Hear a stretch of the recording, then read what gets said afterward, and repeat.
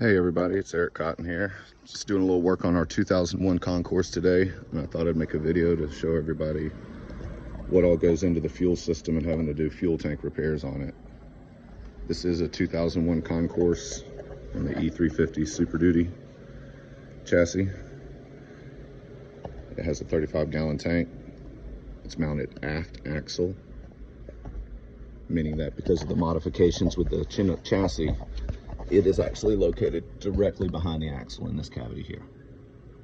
With the Chinook weighing over 10,000 pounds, you will need 5-ton jack stands and a jack with a lifting equivalent of 5 tons or greater. I was able to use a 6-ton bottle jack as well as another 3-ton floor jack to assist. To do the job, you will need a 19mm wrench, 15mm socket, and a 21mm socket for the nuts that hold the tank up on the far side.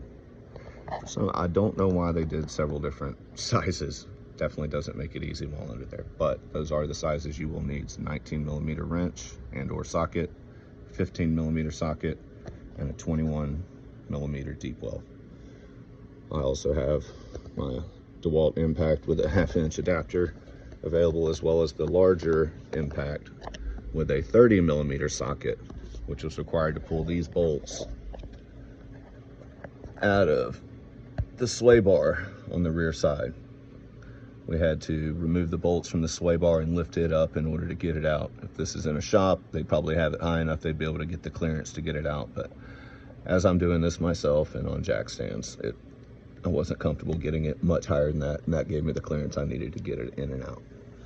I've put the fuel tank on side of a creeper cart so that it'll be low profile, and I have a ratchet strap laid up underneath it to assist in raising it up and getting it up to the correct height.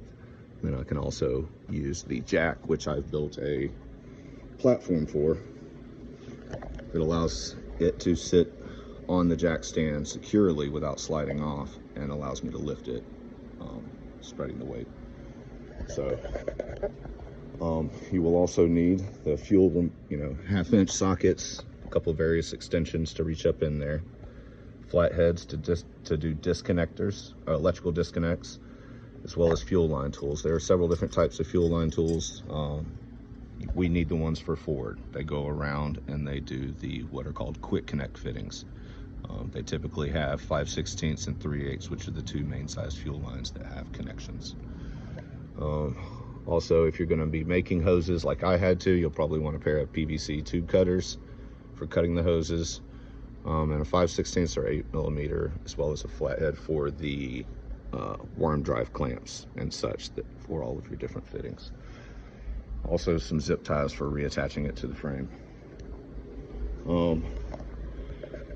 On ours, the problem was the lines were rubbing against the frame, and it caused deterioration on the sheathing that was originally there to protect it. It's just some thin, cheesy plastic, but as you can see, it wore all the way through the fuel lines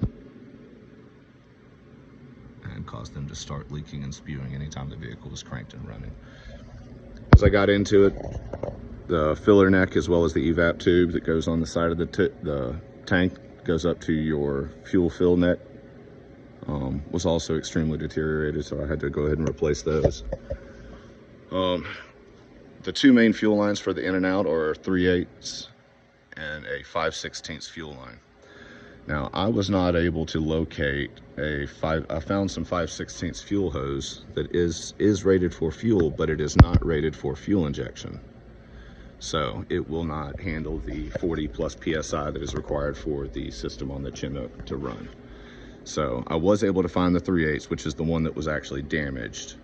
So I went ahead and replaced that, but there was no other damage to the 5/16 hose. So I will be reusing it for this particular application, just so that I don't have to worry about this lower PSI hose busting after the reinstallation.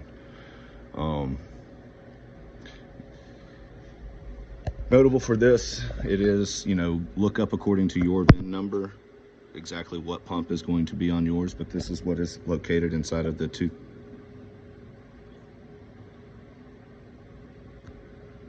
the 2001 Chinook.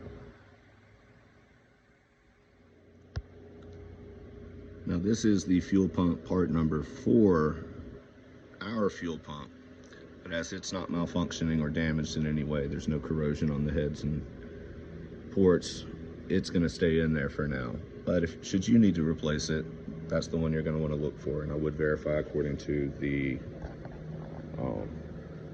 VIN number for your particular RV. But you do need to know that it will also have a